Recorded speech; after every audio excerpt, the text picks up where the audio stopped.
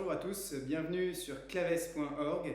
D'abord, avant de commencer, je vous invite, si ce n'est pas encore fait, à télécharger notre application claves.org, application gratuite de formation chrétienne, et puis à suivre notre chaîne YouTube où vous aurez de plus en plus souvent des vidéos de formation pour vous aider à connaître Dieu, à répondre aux grandes questions et à vous former. Aujourd'hui, nous nous posons cette question: la magie existe-t-elle ? La magie existe-t-elle? Qu'en est-il de l'ésotérisme, des occultismes, spiritualité, etc. Pour réaliser cette petite vidéo, je me suis servi d'un livre, ce livre que vous voyez ici, du père Jean-Christophe Thibault, Les nouveaux visages de l'ésotérisme. C'est un livre qui a un peu moins d'1 an, qui est excellent. On y trouve véritablement une somme écrite par un prêtre qui a trempé dans l'ésotérisme et même, il le dit lui-même, dans le luciférisme avant de se convertir et de choisir la voie sacerdotale. Son livre est très intéressant. C'est un regard des passionnés, même parfois très rationnel, sur la magie. Alors pour commencer, faisons un petit constat. La magie est à nos portes. La magie revient. Aujourd'hui, en France, vous avez plus de 58% des personnes qui croient aux sciences occultes. Le nombre des voyants, 100 000, est près de 10 fois supérieur au nombre des prêtres. Vous avez partout des librairies ésotériques, des clubs, etc. Et ce phénomène est multiforme. On le retrouve avec du néopaganisme, avec des religions qui viennent d'autres continents, le vaudou, l'animisme, le chamanisme. On le retrouve aussi avec les religions orientales qui ont de plus en plus d'influence, mais avec des phénomènes comme la naturopathie, l'homéopathie, l'acupuncture. On va voir que tout ça peut être relié avec également un renouveau du spiritisme, une présence même, parfois, il faut le dire, du satanisme, et puis, plus généralement, dans la culture, une normalisation de la magie avec Harry Potter, avec la figure, par exemple, d'Hermione Granger. Hermione Granger, qui est une Sandbourbe, elle est issue du monde des Moldus, et elle devient magicienne. Elle présente, en fait, le véritable idéal d'Harry Potter. Finalement, nous, les Moldus, ça n'est pas à Harry que nous nous identifions, c'est à Hermione, et on a envie, comme elle, de devenir des sorciers. Alors, continuons avec encore un dernier sondage. Les Français croient de plus en plus aux fantômes, à l'existence des djinns, à la transmission de pensées, à la réincarnation. Ils font confiance à l'astrologie, etc. En revanche, il y a en France, on peut le voir, une perte de confiance dans la science, dans le progrès. C'est le syndrome de la postmodernité. Après toute cette époque, depuis le 19e siècle, de la religion de la science et du progrès, aujourd'hui, 33% des Français pensent que la science apporte plus de bien que de mal. 33% seulement. Continuons avec une petite différenciation entre la magie et la religion. La magie, on peut la définir comme une technique de manipulation du sacré qui a pour but d'agir dans le monde matériel en utilisant des moyens surnaturels. Ça peut se faire par des formules, par des objets, par une connaissance des forces occultes alliées à un pouvoir, à un rituel.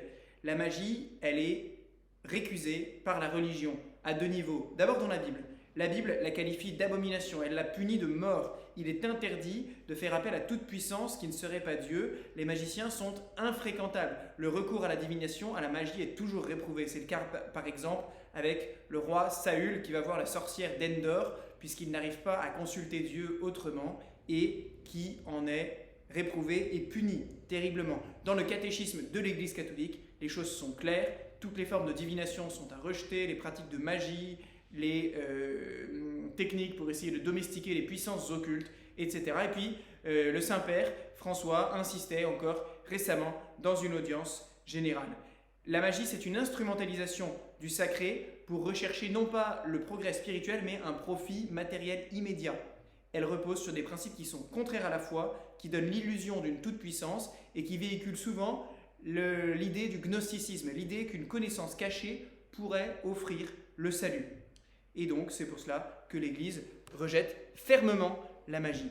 Alors, le père Thibault dédie une grande partie de son livre à faire une histoire de la magie en grandes étapes. On va passer très vite pour cette vidéo. Il commence par les religions de l'Antiquité, les religions à mystère, la pensée néoplatonicienne, la pensée plotinienne qui débouche sur la gnose et l'hermétisme, incorporant en fait différents types de croyances dans une idée selon laquelle le salut serait réservé à un petit nombre, seulement à ceux qui ont une connaissance spirituelle et qui vont s'en servir pour s'échapper de la prison matérielle. La gnose est souvent fondée sur un dualisme, une division entre le corps qui serait issu d'un démiurge, d'une sorte de dieu du mal, et l'esprit qui serait emprisonné dans le corps et qui chercherait à s'en libérer. Une autre forme se trouve par exemple dans l'hermétisme qui se déployait ensuite dans le domaine technique avec déjà des pratiques d'alchimie, de magie, etc. Au Moyen-Âge, on a la Kabbale par exemple, une lecture ésotérique de la Bible comme une Torah secrète donnée à Moïse qu'il faudrait déchiffrer. La Bible en fait serait accessible véritablement dans son sens profond seulement pour ceux qui sauraient la décoder.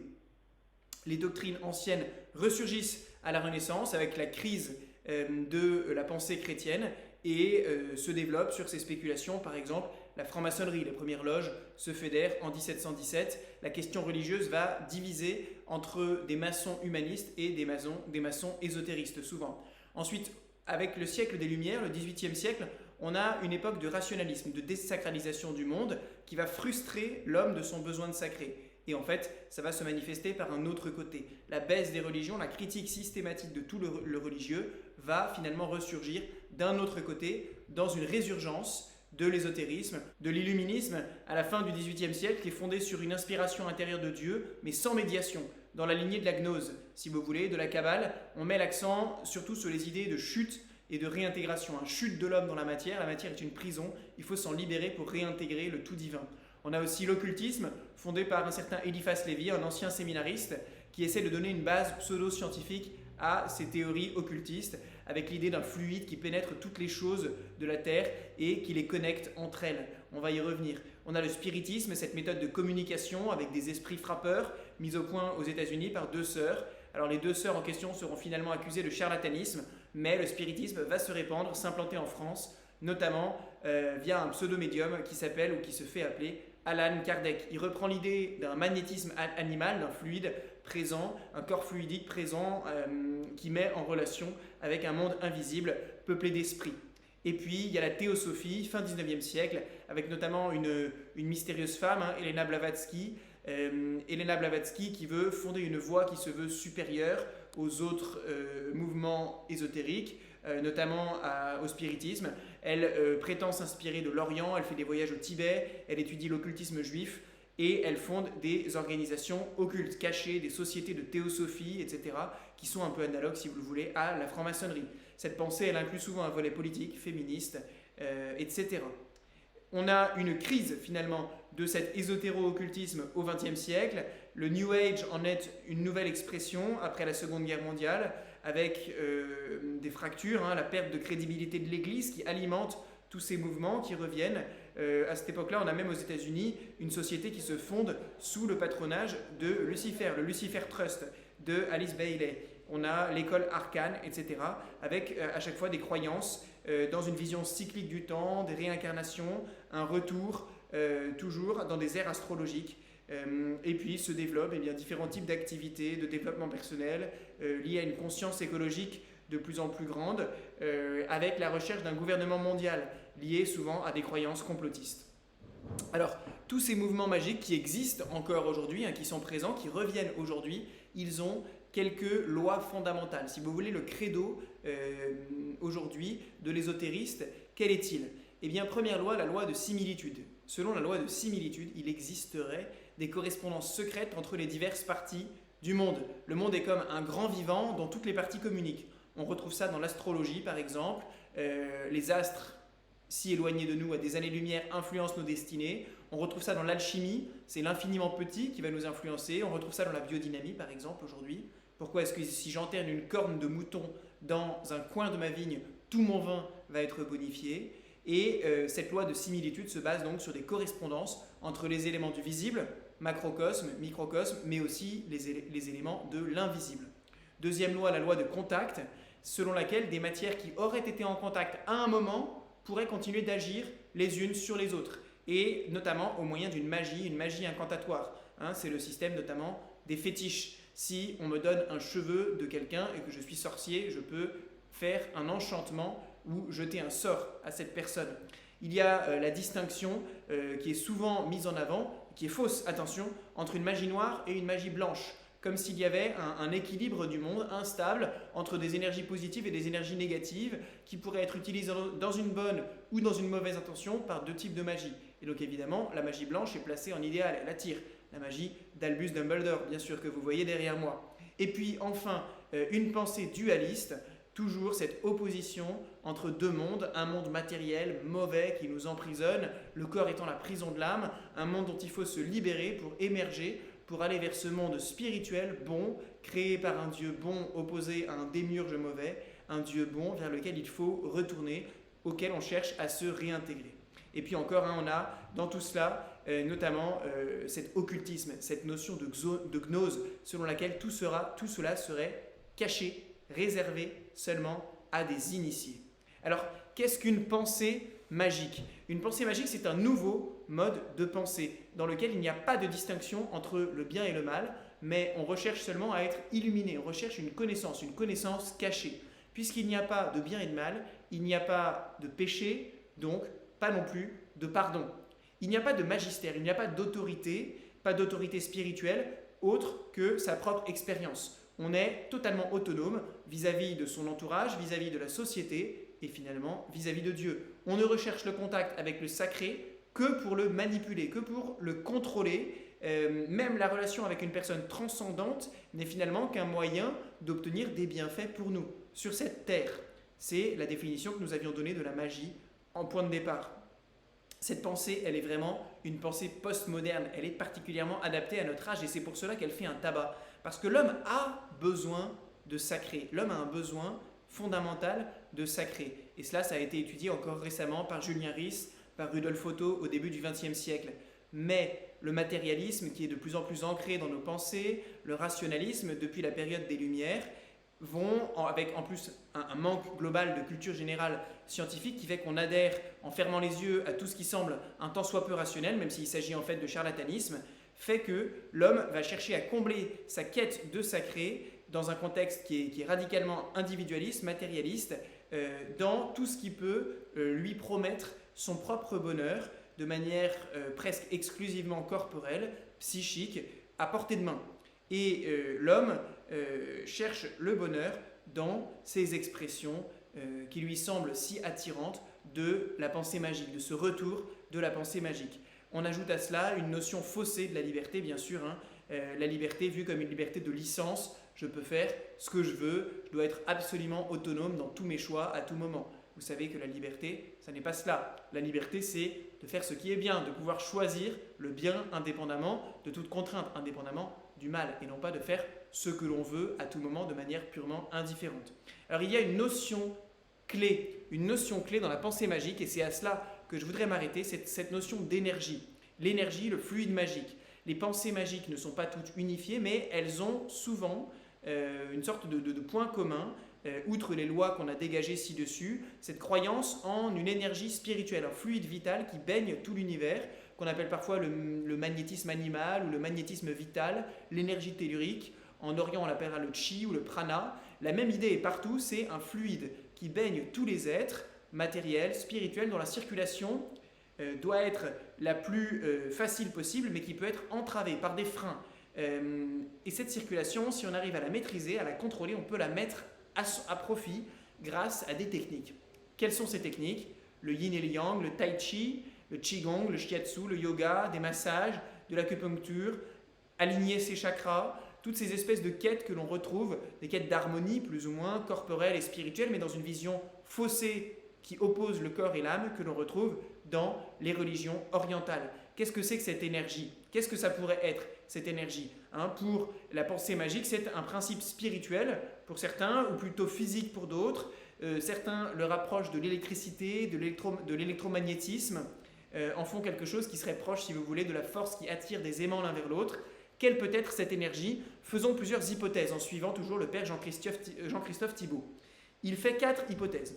La première qu'il rapporte, c'est celle de ceux qu'on appelle les débunkers, qui sont ceux pour qui tout surnaturel n'est qu'une mystification, une illusion. Ce sont les spécialistes d'une science qu'ils ont inventée eux-mêmes, qui s'appellerait la zététique, qui font des expériences apparemment scientifiques pour prouver que le surnaturel n'existe pas. Ces expériences s'appuient sur un postulat de départ, l'inexistence du surnaturel. Pour eux, un phénomène est faux s'il ne peut pas être reproduit en laboratoire. À ce prix-là, vous l'imaginez bien sûr, le miracle est impossible puisqu'il est impensable et impossible à reproduire, et la magie, évidemment, n'est que du chiquet. Deuxième hypothèse, le surnaturel supposé serait en fait seulement du naturel encore inexpliqué. Ainsi, la science, en progressant, viendra de plus en plus expliquer ce que nous considérons encore, en raison de la faiblesse de nos sciences, de nos connaissances, comme du surnaturel. La physique quantique pourrait ainsi, par exemple, approcher peu à peu la connaissance de cette énergie primordiale, de ce fluide vital, qui serait le second fondement de l'univers aux côtés de la matière. Cette hypothèse, finalement, elle est matérialiste, elle est réductiviste, et elle revient à la première, à l'hypothèse des débunkers, puisqu'elle considère cette énergie spirituelle seulement comme une autre forme de matière que l'on ne connaît pas encore, ou pas encore suffisamment. Troisième hypothèse, qu'on retrouve souvent dans la science-fiction, ce serait que le cerveau aurait des pouvoirs secrets. Le mythe selon lequel notre cerveau n'est utilisé qu'à 10%. Seulement, ce mythe, il faut savoir qu'il est un mythe. Il est faux, il est, si vous voulez, nié, contré par l'imagerie médicale aujourd'hui. Souvent, ce sont des thèses qui sont plutôt au niveau de la science-fiction. On parle de l'effet placebo, on pose la question de l'homéopathie.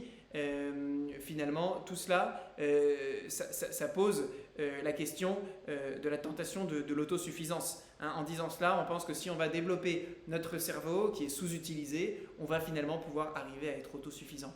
Mais ça, c'est le retour toujours de la tentation de l'orgueil humain.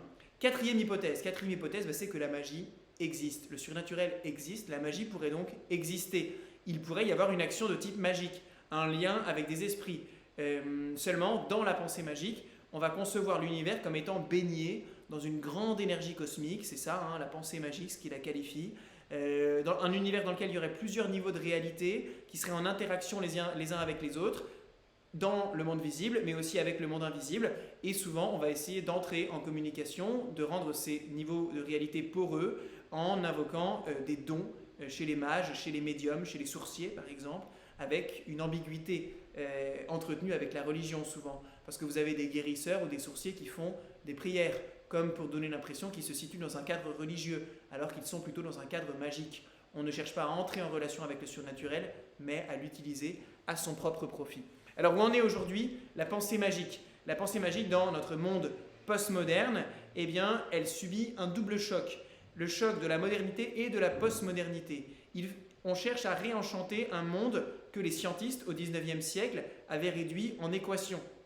Mais on est aussi dans un monde postmoderne où on met avant tout le bien-être personnel, individuel. Un monde aussi où on est fasciné par l'Orient. Et puis, on est dans ce monde postmoderne avec un relativisme accentué. La vérité n'est rien. La vérité est strictement personnelle. La vérité, elle est une opinion parmi d'autres. C'est, disent certains, la post-vérité. C'est l'émotion qui l'emporte en toutes circonstances sur les faits. Alors, le New Age, cet esprit des années 70, avec Maître Yoda et Chewbacca, est en retrait. Le New Age de Papa, de Star Wars, devient plutôt une sorte de film historique. Mais le New Age, avec son bon vieux Chewbacca, laisse place à des nouveaux mouvements magiques qui sont à l'œuvre aujourd'hui de manière plus cachée, derrière certaines thérapies, derrière certaines méthodes de relaxation, derrière aussi des revendications écologiques, notamment parce que ces mouvements fonctionnent de plus en plus en réseau, mais s'enracinent fondamentalement dans les idées de la pensée magique, dans la loi de correspondance et d'analogie, dans cette idée d'un fluide énergétique qui régirait le monde, etc. Il n'y a pas d'unité de ces nouveaux mouvements magiques, il n'y a pas d'institution, il n'y a pas de magistère, il n'y a pas un pape, il n'y a pas un catéchisme, mais ce système avance ses pions, il finit par avoir finalement son credo, ses salons, ses pratiques, et il y a une mentalité magique qui gagne du terrain. Cette mentalité gagne du terrain profitant de l'effacement du catholicisme et vient le renforcer, l'accélérer. Elle efface peu à peu dans le cœur, elle oblitère dans les cœurs les vérités évangéliques qui sont pourtant enracinées après 2000 ans de christianisme. Dans l'Église, malheureusement, ces pensées ont une influence, une imprégnation aussi, notamment à travers une certaine tendance à démonologiser, c'est-à-dire à exagérer la place de l'occultisme, à exagérer la place des forces supposément surnaturelles, maléfiques dans notre vie.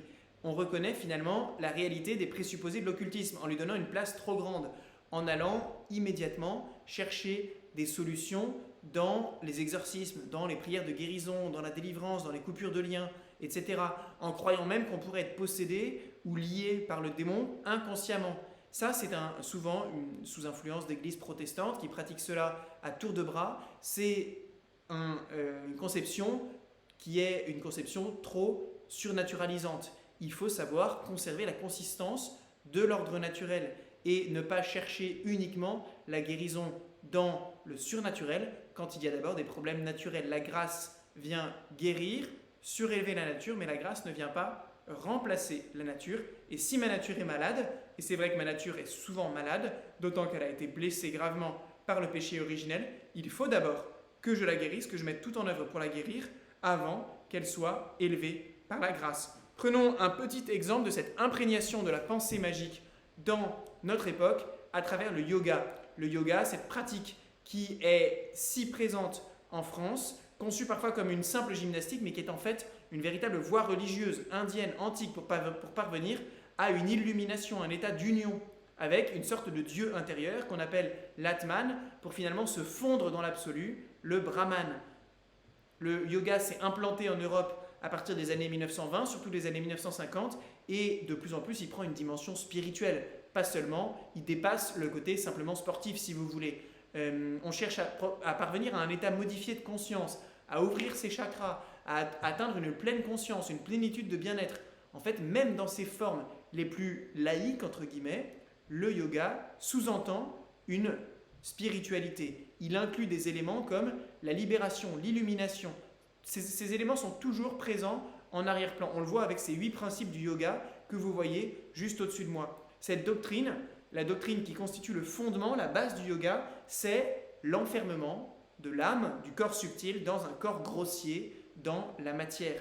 Et les deux pourraient se rejoindre en une sorte de centre qu'on appelle le chakra, par exemple la tenue du souffle, par la méditation, par des exercices respiratoires, montant de chakra en chakra jusqu'au sommet où l'âme serait finalement unie au Brahman. Cette idée, c'est le dualisme. C'est le dualisme qu'on retrouvait déjà à l'époque antique dans le gnosticisme. C'est faux et c'est véhiculé par la pratique du yoga.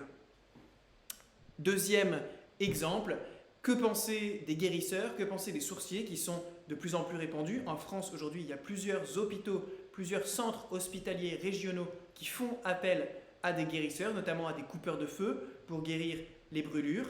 Alors, qu'en penser?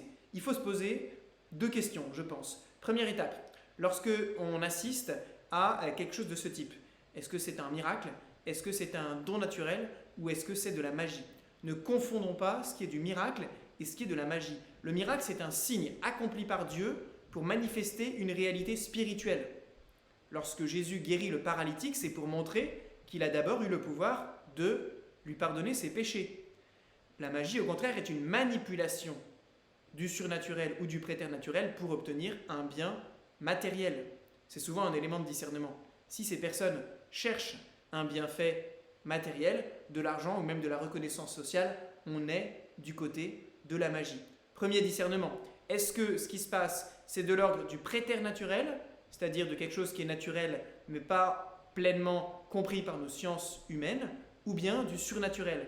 Est-ce que l'effet produit excède totalement la proportion de sa cause, ou est-ce qu'il pourrait se situer à son niveau? Ça, c'est une question. Vous voyez, entre le sourcier qui sent de l'eau qui est présente à quelques mètres en dessous de lui et le guérisseur qui prétend guérir une personne qu'il n'a jamais vue à distance, on a une première différence. Ça, c'est quelque chose que saint Thomas d'Aquin aurait certainement pu discerner.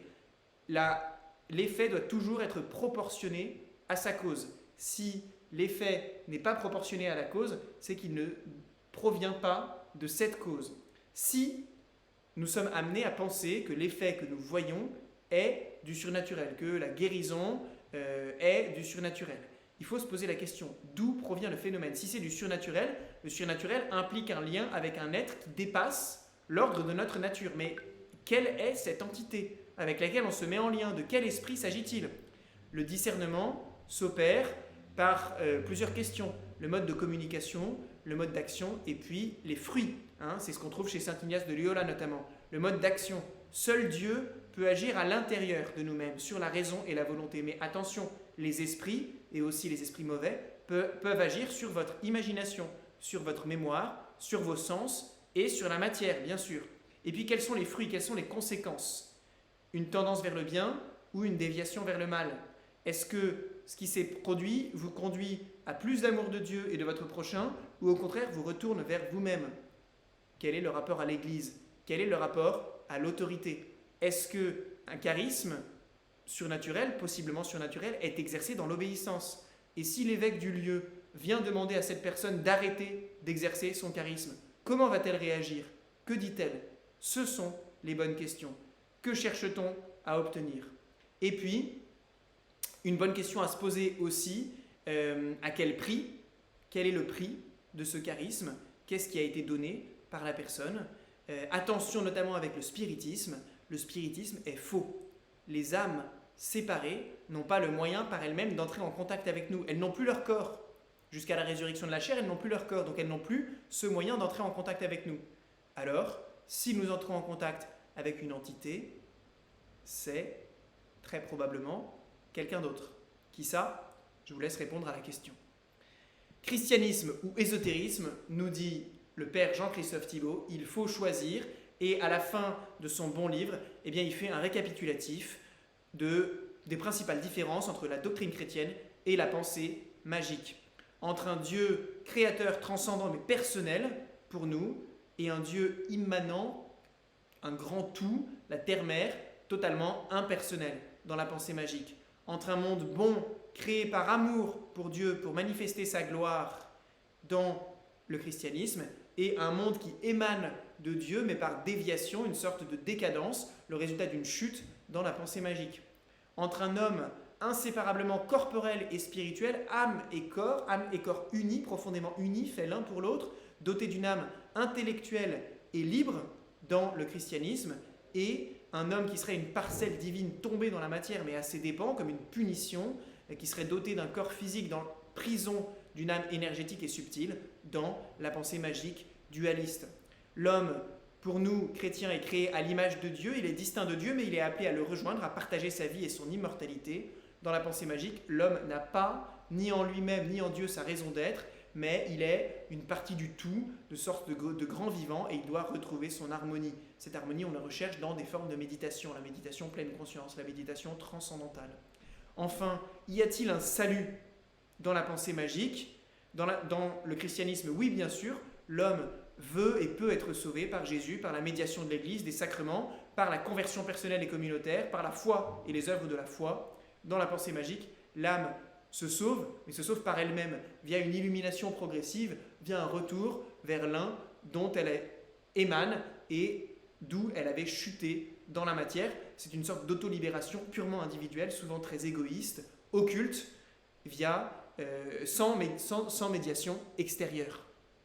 Et puis, voilà, pour terminer, ce dernier petit point, je reviens sur la question du yoga, simplement parce qu'en 1989, la Congrégation pour la doctrine de la foi a publié une lettre sur le yoga. Qu'y trouve-t-on? Je vous ai mis quelques petits points.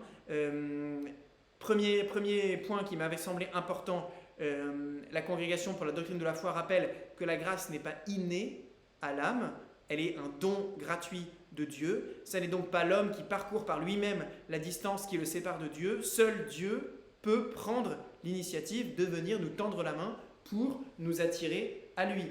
La méditation chrétienne, la véritable prière chrétienne, consiste donc à chercher à prendre contact avec la profondeur d'amour de Dieu à travers la personne du Christ. Mais la prière chrétienne n'est pas une technique, ça n'est pas un ensemble de techniques, ça ne dépend pas, premièrement, de nous. C'est Dieu qui prie en nous. On voit ça magnifiquement dans saint Paul, dans l'Épître aux Romains. C'est le Saint-Esprit qui pousse en nous des gémissements ineffables car nous ne savons pas prier. Épître aux Romains, chapitre 8.